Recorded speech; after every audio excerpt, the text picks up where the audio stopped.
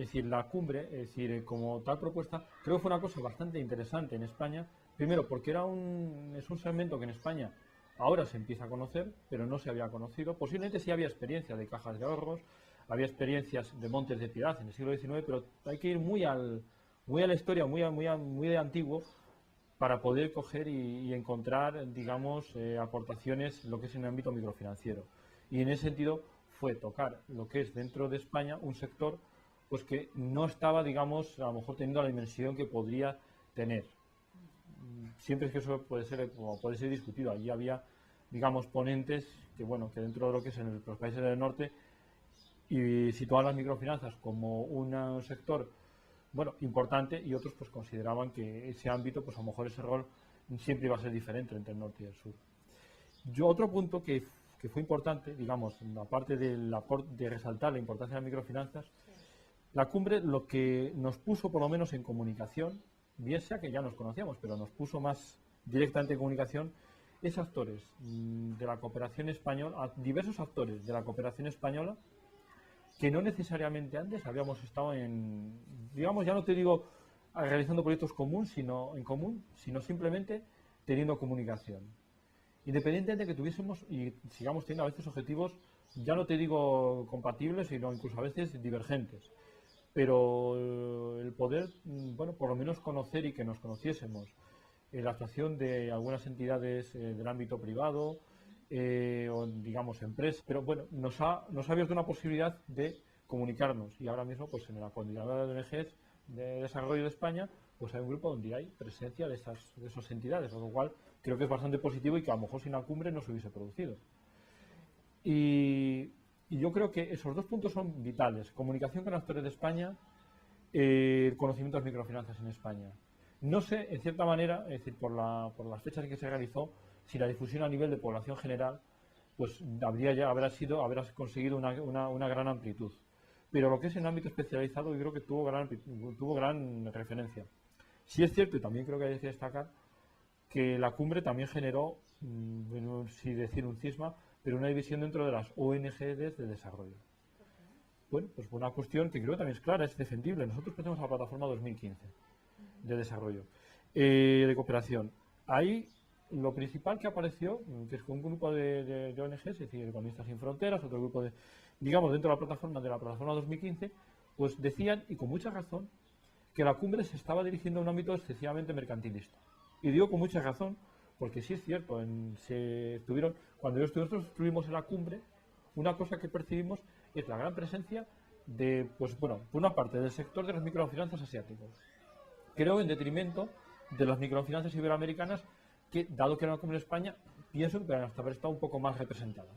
No voy a enjuiciarlo. Había una organización que se encargaba de la cumbre, su posición, ella se ha jugado su posición y tomó su decisión, pero era una cosa visible. Y, en mi opinión, existió una presencia, si es de reconocerlo, de entidades africanas, entidades asiáticas, entidades del norte, entidades iberoamericanas.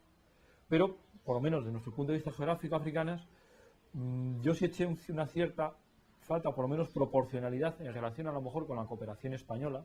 Es verdad que estoy tamizando la cumbre según intereses que puedan, pero bueno, era una cumbre que se realizaba en España con fondos españoles, y quizá que se debería haber tenido un poco más de cuidado en que la cooperación un poco, la referencia a cooperación española en el Magreb, en el África Occidental, o en Australia, hubiese estado presente con más intensidad, que no digo que no estuviese presente, sino con más intensidad, e igualmente la cooperación iberoamericana hubiese estado presente con mayor intensidad a como lo estuvieron.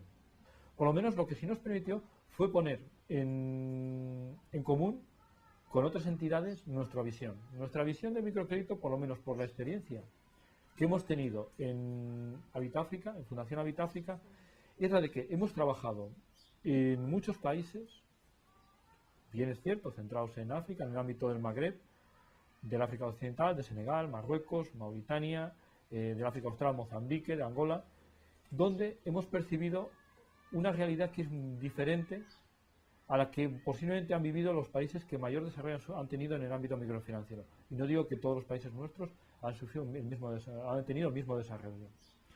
Pero es el hecho de que nosotros hemos colaborado como ONGs en las fases iniciales de constitución de entidades microfinancieras. en la constitución de la base de la cooperación o de la relación entre la cooperación y microcrédito.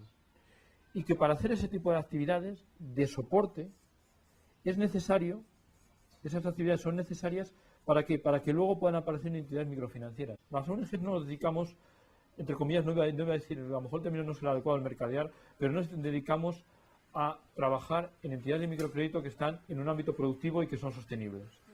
Trabajamos con entidades o en segmentos de microcrédito que no son sostenibles, en entidades de microcrédito que están en su fase inicial o en mercados de microcrédito o países que no tienen ni siquiera ese sustrato de desarrollo económico para crearlo, donde posteriormente unas entidades privadas pueden seguir promocionando, pero no llegan a una fase inicial.